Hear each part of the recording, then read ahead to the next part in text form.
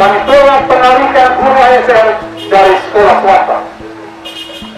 Sebelum aksi kami pada hari ini, kami telah melewati tahapan demi tahapan konsolidasi dalam beberapa pertemuan. 1. Pertemuan pada tanggal 24 Januari di Aula Frateran Bunda Hati Kurus Mobile bersama PLT Dinas PKO yang dihadiri oleh Kabid GTK untuk menanggapi surat PLT Kadis PKO pada tanggal 6 Januari 2020 perihal pemberitahuan kepada para pengurus yayasan untuk menyiapkan tenaga guru memenuhi kebutuhan guru di masing-masing sekolah yang diangkat dengan SK yayasan dan menjadi guru GTK. Dan kami menanyakan kepada Kabid GTK yang hadir pada waktu itu tentang maksud dari surat pemberitahuan ini.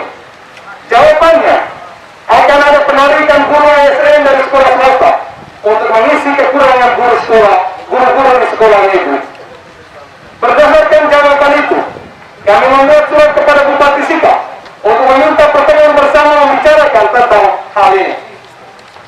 Majelis Pendidikan Katolik dengan Bupati Sika, Bapak Uskup Maumere, pejabat Sekda Sika, Kepala Dinas PKO, Kepala BKD, dan Kabak Hukum pada hari Kamis 13 Februari 2020 di ruang rapat Bupati Sika. Pada saat itu, Majelis Pendidikan Katolik menyampaikan 8 rekomendasi.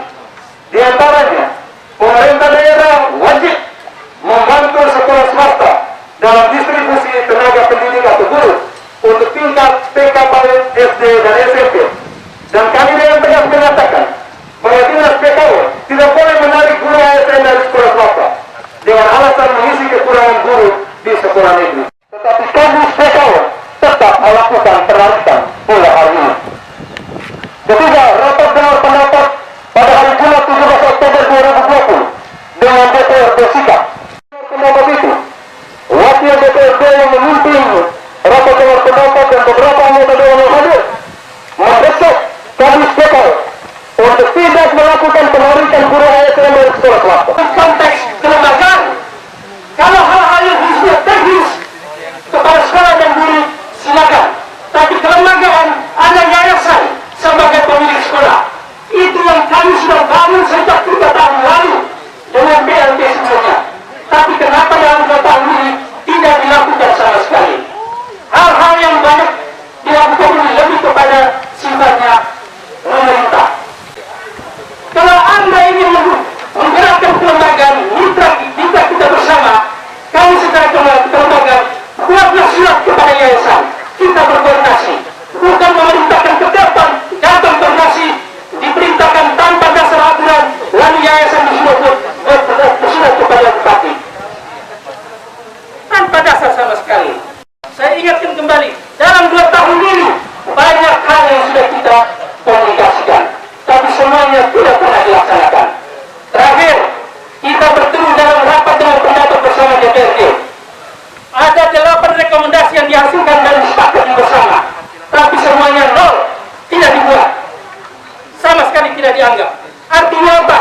Teman-teman melecehkan MPK dan juga melecehkan DPRD. 8 rekomendasi yang dihasilkan bersama dalam rapat bersama Bupati dihadiri Bapak Uskup tahun lalu. Stop menarik guru ASN dari sekolah swasta dan kembalikan guru-guru ASN yang sudah ditarik selama ini. Karena dampaknya sekarang sementara dialami oleh sekolah-sekolah tidak ada guru. Itu tuntutan kami yang pertama. Lalu tuntutan kami yang kedua, sebagaimana yang termuat dalam 5 tuntutan kami, itu supaya moratorium pembukaan sekolah baru, baik swasta maupun negeri. Karena dengan membuka sekolah semakin banyak di mana-mana, itu bukan untuk meningkatkan mutu, tetapi justru akan merendahkan mutu karena sekolah-sekolah itu akan menyelenggarakan proses pembelajaran atau seluruh proses pendidikan itu ala kadar saja. Sementara ada sekolah-sekolah yang sudah bagus, sudah besar, tetapi karena dengan pembukaan sekolah-sekolah itu peserta didiknya menjadi kurang dan itu menjadi tantangan baru untuk sekolah-sekolah itu. Katanya mau Kadis PKO akan dicopot. Kadis PKO mau dicopot karena kami melihat beliau sesungguhnya tidak paham tentang pendidikan. Mungkin karena latar belakangnya, dia bukan Ya sebenarnya siapa saja yang bisa menjadi untuk menjadi kadis itu boleh saja. Tetapi dia harus tahu tentang pendidikan yang harus diselenggarakan di satu kabupaten di bawah dinas pendidikan. Yang terjadi selama ini dia tidak pernah menjawab esensi persoalan pendidikan yang harus dia kerjakan.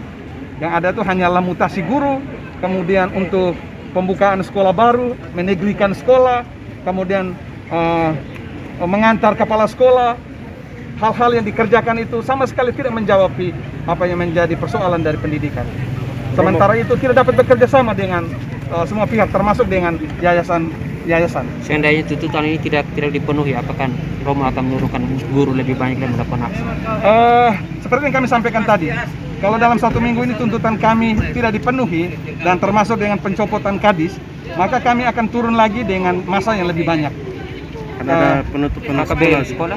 KBM sekolah kan kami hentikan. Itu ancaman Bapak ya?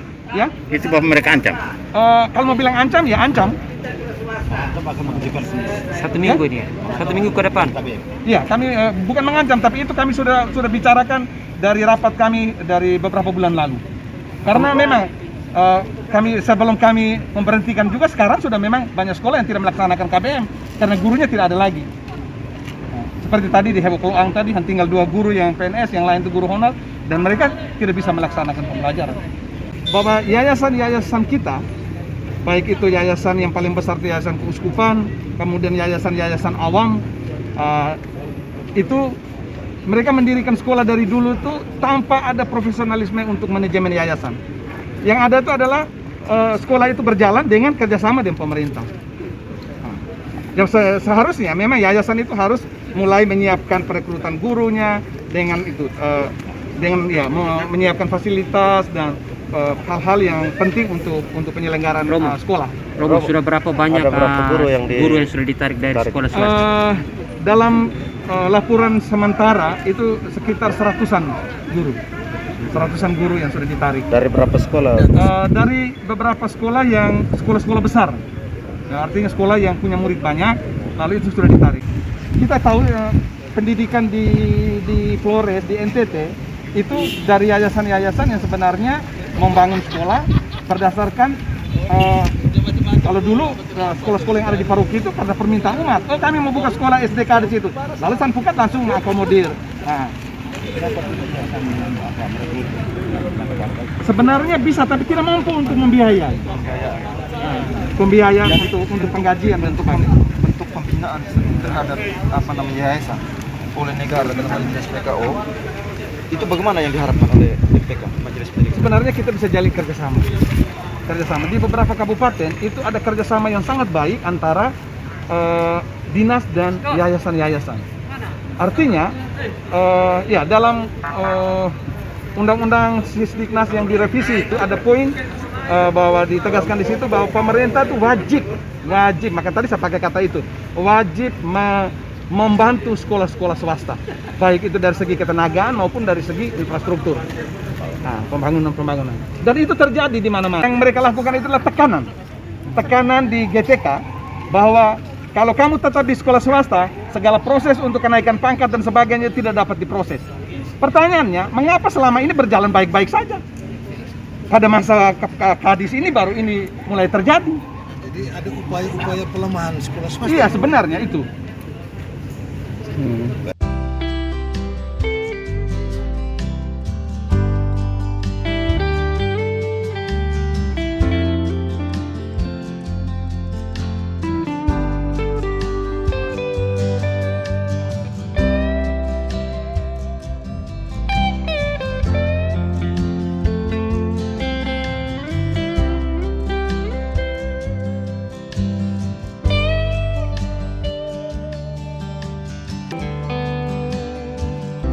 Dan setahu saya, baru kali ini ada masalah dengan Pak Uskup dan Pak Bupati. Sejak masa Elsai, Boda, Pale, Alif, Ansar, Konterius, tidak ada masalah. Dan kita tidak tahu apa sebabnya. Langkah-langkah yang dikoordinasikan oleh MPK, yang sudah disampaikan oleh Romo tadi, sungguh mulia hatinya, tapi tidak dijawab, malah dijanji terus. Itu kan ya satu hal yang tidak bagus. Nah, yang paling buruk lagi, tarik guru PSN dari yayasan. Jumlah semuanya 1.338 orang. Ngeri itu.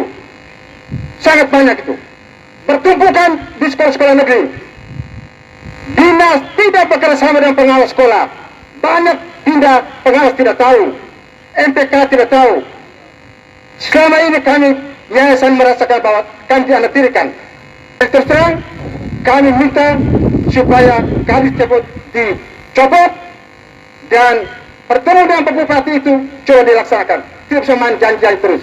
Sekian dan terima kasih. Dasar regulasinya apa? Untuk penarikan itu. Untuk apa? Untuk ASN ya. Berarti bukan penarikan, berarti mutasi ya. Terus kalau setelah dimutasi ada pengisian kembali tidak di pos-pos guru-guru di pos-pos swasta? Jadi begini, itu mutasi ini kan lewat satu kajian, di mana ada kekurangan guru, di mana ada kelebihan guru di satu sekolah, itu yang kami tarik, kelebihan guru itu yang kami disingkir, kekurangan guru di sekolah. Yang Itu usulan dari Binus ke BKD? Iya. Beda dengan yang dua guru yang di humas itu? Artinya tidak konsisten juga PKO terhadap urusan mutasi guru? Saya sebenarnya mutasi itu kami punya daftar guru-guru ini ada, saya katakan tadi, ada penyegaran, ada promosi. Sehingga kalau guru-guru ini ada yang sudah 20-an, 30-an tahun mengajar satu sekolah, ya kami penyegaran bahwa regulasi memungkinkan seseorang dari fungsional khusus ke fungsional umum. Contoh seperti saya, dulu saya penyuluh, tapi saya mengajukan ke BKN untuk ke struktural, dan BKN menyetujui itu, maka saya lepaskan fungsional dan saya ke struktural. Berarti guru boleh ditempatkan di bahwa guru masih kurang. Pertama, ya, jadi ibu siapa namanya yang dimutasikan, itu kan tidak lulus 2 kali, 3 kali DPG. Itu permohonan pribadi orang yang bersangkutan mau alih fungsi ke struktural. Lalu yang berikut secara aturan itu dari Undang-Undang tentang Guru dan Dosen nomor 14 tahun 2005, itu kualifikasi pendidikan seorang guru itu harus S1 atau D4 pendidikan. Lalu dalam perjalanan ini sekarang juga kita sementara sisir tenaga guru yang kualifikasinya belum S1, lalu dari basic yang bukan basic guru, itu kita akan usul ke BKD untuk dialihfungsikan. Tapi kan dua guru itu kan TS-nya kan kita formasi guru. Kenapa tidak ada basicnya kenapa? Tapi mereka itu, setiap hari kan pakai guru, farmasi guru, contohnya guru PPKN atau guru apa. Tapi kenapa ditarik itu saya minta maaf, itu mungkin permohonan pribadi, itu yang jelas tidak ada dalam draft mutasikan. Itu diizinkan. Tapi kenapa diizinkan? Katanya kita kekurangan guru.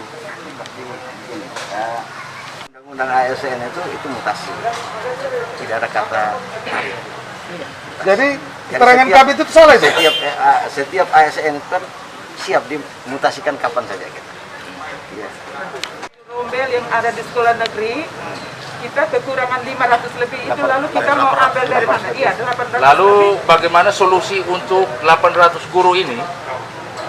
Kalau seandainya ditarik dari sekolah swasta, berarti ada 800 guru yang kurang di sekolah swasta. Itu bagaimana solusinya? Masih kurang lagi. Jadi, itu sebagai usulan kita untuk ke BKN, untuk formasi CPNS ke depan. Jadi yang sudah disampaikan oleh Romo Fidel tadi tentang Permenpan RB nomor 35 2018 tentang menugaskan ASN di luar instansi pemerintah.